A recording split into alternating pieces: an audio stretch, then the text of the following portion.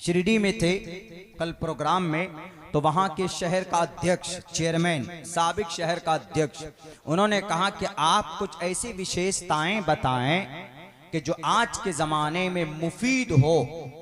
सीरत के नबी, सीरतुन नबी के नाम पर प्रोग्राम है, वही घिसी पिटी बातें आप लोगों की आती रहती है कि नबी को मानो कामयाब हो जाओगे। आज के ज़माने में उसका फ़ायदा बताइए ना। आज के ज़माने में अगर फ़ायदा है, 1.25 घंटे की मेरी बात थी, उन्होंने कहा कि आज के ज़माने का फ़ायदा बताइए कि मोहम्मद रसूलुल्लाह की जीवनी में या उनकी लाइव शरीयत में कोई ऐसी बात बता दीजिए कि जो आज के ज़माने में ऐसा लगे कि हाँ यार अगर इस पर अमल किया जाए तो ये फ़ायदा हो सकता है। तो हमने बहुत कोई पुरानी बात नहीं ली, हमने एक घटना उसके सामने रखा।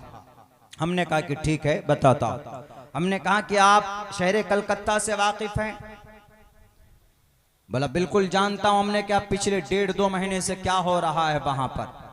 उन्होंने कहा कि वहां पर पता चला है कि किसी ट्रेनी डॉक्टर का मर्डर हो गया।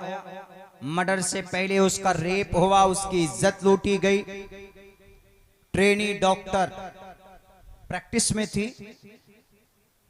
कलकत्ता के अंदर में जो मेडिकल कॉलेज है वो बहुत बड़ी मेडिकल कॉलेज है। वहां पर वो औरत डॉक्टर ट्रेनी वो कर रही थी, उसका किसी ने उसकी इज्जत लूटकर उसकी किसी ने हत्या कर दी। हमने कहा कि यह वाकया देखा। हमने कहा कि अगर 2 बातों पर अमल कर लिया जाता तो वह हादसा नहीं होता। कौन कौन सी बात? हमने कहा कि जो गार्ड था जिसने 3:30 से लेकर 4 बजे रात के बीच में जो उस औरत का, उस ट्रेनी डॉक्टर का, उसके साथ में जो गलत हरकत करता है, उसकी इज्जत लूटता है, अगर ये डॉक्टर, ये गार्ड शराब पिया हुआ नहीं होता तो वो ये हरकत नहीं करता। बोला बिल्कुल सही बात है। हमने कहा कि 2 बात, एक तो ये शराब नहीं पीता, दूसरी बात ये कि अगर वो ट्रेनी डॉक्टर अकेले नहीं होती, कॉन्फ्रेंस हॉल है, खाना खाकर रात को 12 बजे अपनी सहेली के साथ न रहकर उसने फैसला किया कि मैं अकेली अपनी कॉन्फ्रेंस हॉल में जाकर सो जाऊं,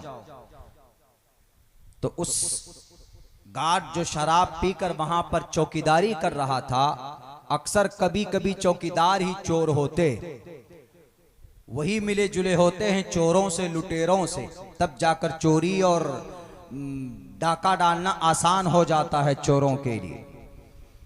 तो वो वहां पर न जाता। अगर वहां पर कोई और लेडी होती तो उसकी हिम्मत नहीं थी कि उसके साथ में कोई बदतमीजी कर